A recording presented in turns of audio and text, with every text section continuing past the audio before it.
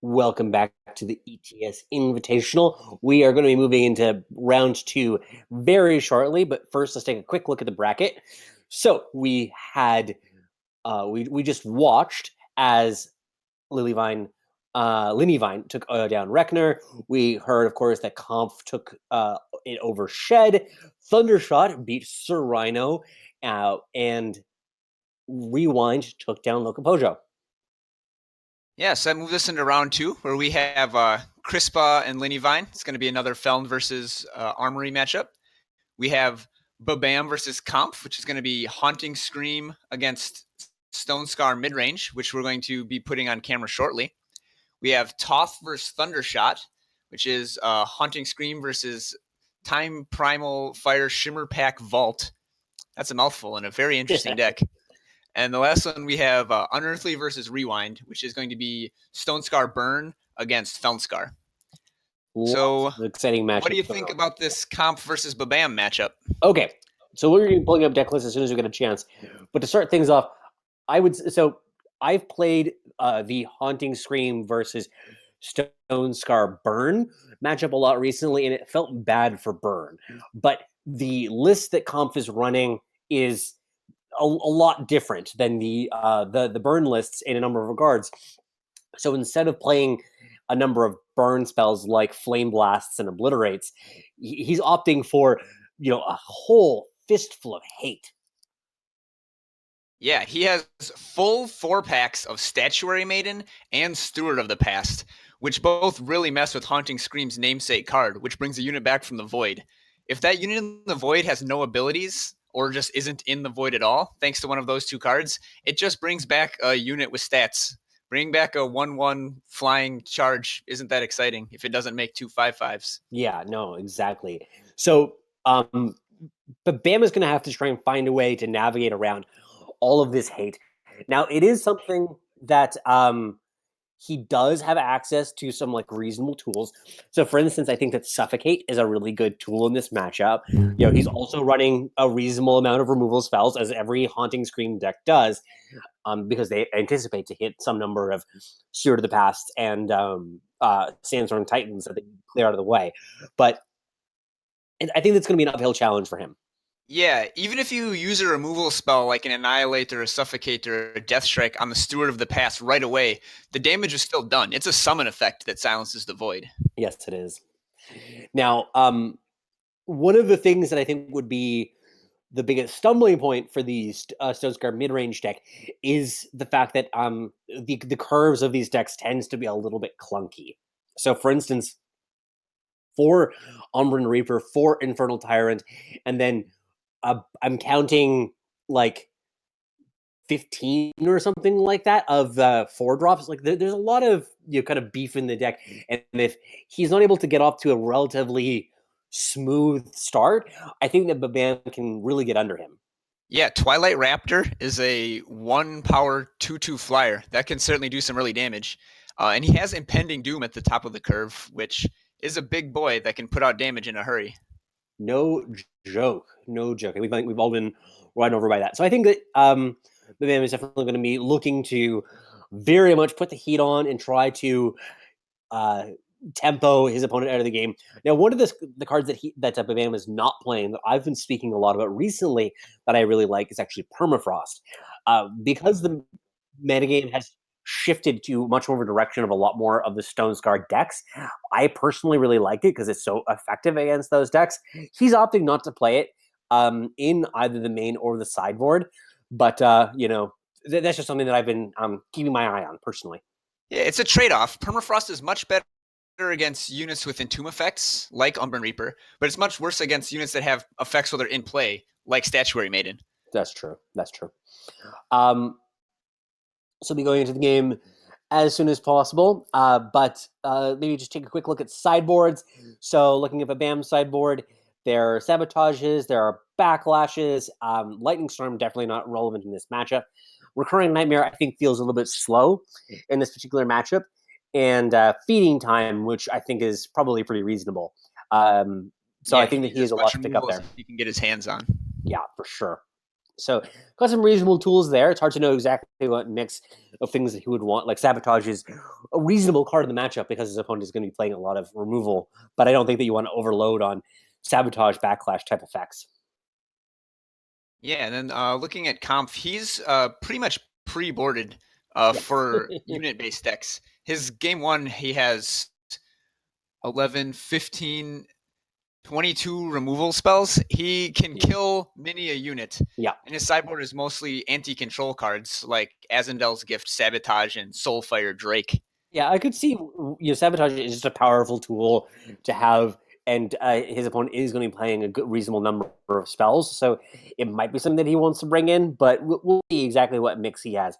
But as you said, I think that the cards that you would want the most in your deck are already in his deck, which is those Maidens and those Stewarts. So we are going to be jumping into the game real soon. It looks like the challenge has been sent out. We're just waiting for the players to connect with one another in the field of battle, and then we'll be taking it right over to the match. Yeah, I'm actually looking at Babam's deck list here and noticing something very interesting. He is playing the full 8 monuments, 4 Amethyst Monument and 4 Cobalt Monument. Interesting. So if the game ends up going really long and both players draw a lot of power, Babam will just be drawing more units. Yeah, I mean, he also just has more forms of card advantage too.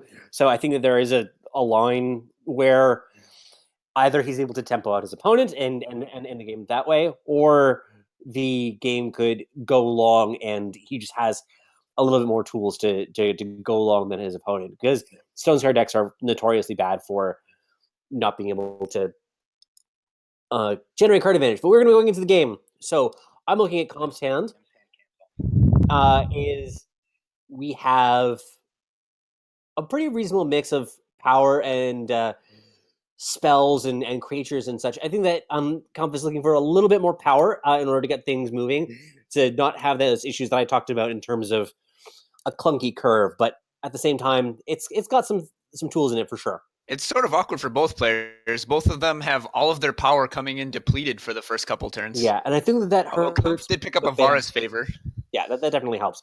But I think that hurts Babam much more than it hurts Comp, because as we said, nice power off the top that allow for a very smooth turn 2 of Vara's favor your face. That'll put him up to 3 fire and 3 shadow influence. So when this Champion of Chaos attacks on turn 4, it's going to be a 5/5 with overwhelm and deadly. Very nice, very nice. Babam is able to develop a Origin Port Instigator. Now, I will warn people, I think that Babam's hand cam is on a little bit of a delay, so we can kind of follow what's happening with Babam as well, just by watching the board, but we can also just follow the hand cam as well.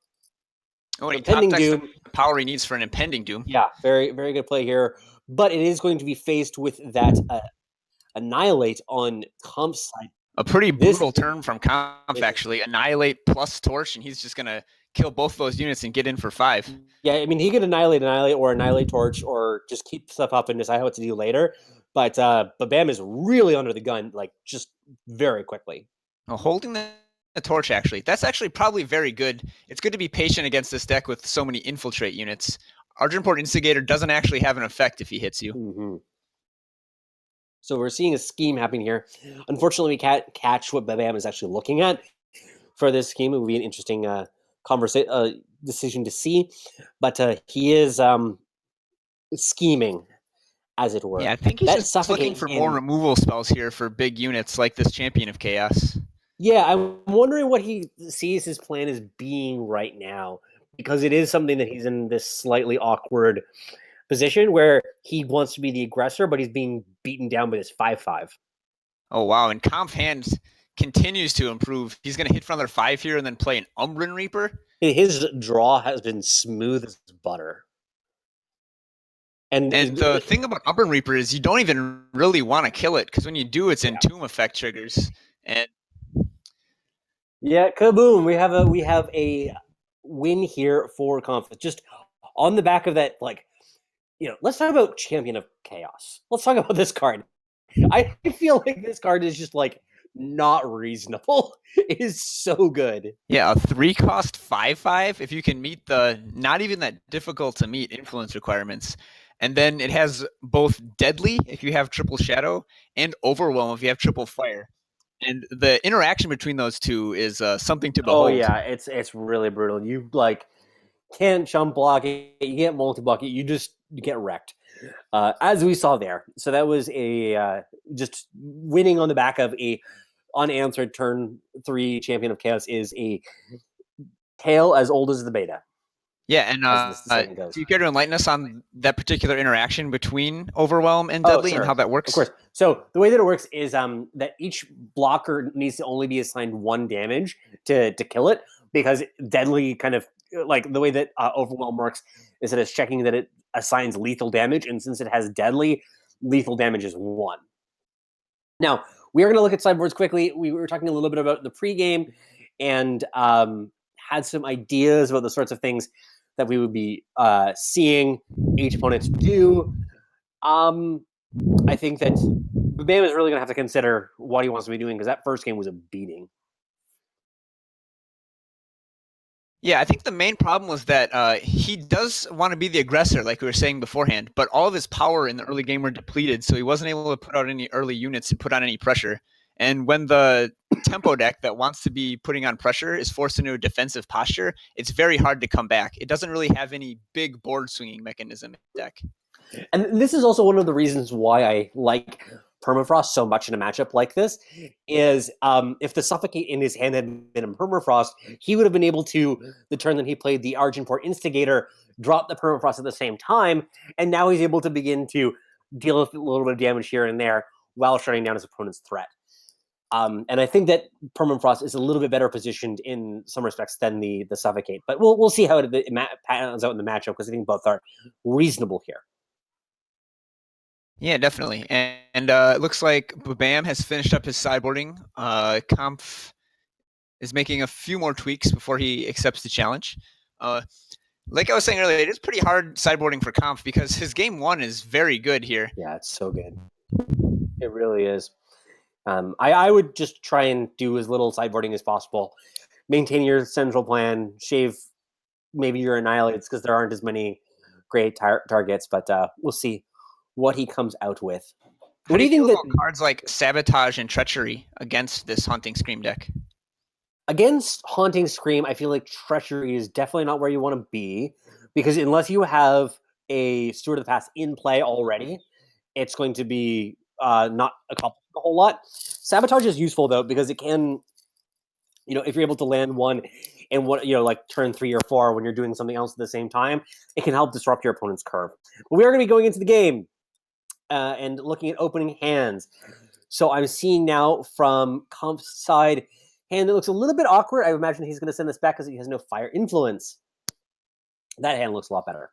And here's that champion again, but it's not going to be a full 5/5 this time, as he doesn't have enough fire. Babam's opening hand is also much better than it was last time. He's going to play a turn 2 Raptor as opposed to turn 1, which is unfortunate for him. But he's definitely going to have a much smoother draw than last time, given his power requirements. Yeah, he's got Cabal, Countess, and Impending Doom to back this up.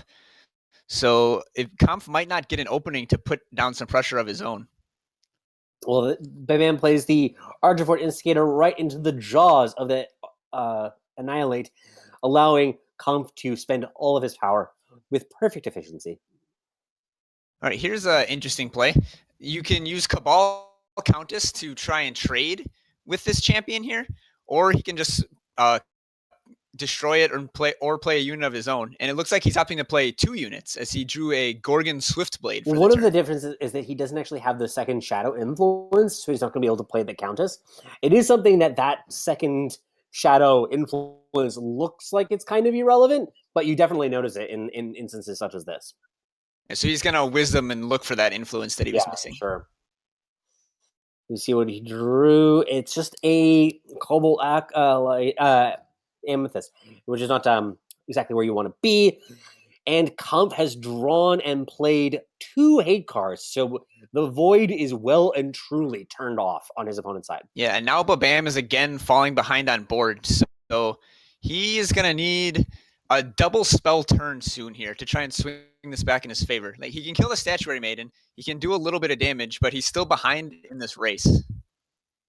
So it looks as if Comp brought in the obliterates from the sideboard, which I think is pretty reasonable given how these games have played out, where you're not looking to kind of control what the opponent's doing. You're looking to like really put them under some very harsh pressure, which is what we're seeing. Yeah, Now, Babam Babam is actually still, looking at lethal damage this turn if he doesn't put some blocks together. yeah, and he cannot find that second Shadow Influence to save his life. And it would definitely be helpful right here. Oh, and there was the third fire Yeah. to fully activate this Champion of Chaos, so even blocking that isn't going to stop much damage. The And Reaper comes down, and we are done like dinner, I believe.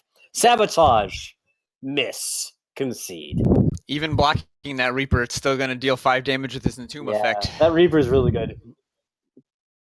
So we saw like just one-sided whooping that match. A quick and brutally efficient punishment delivered by Kampf there, just like he did all day yesterday, winning the last chance qualifier.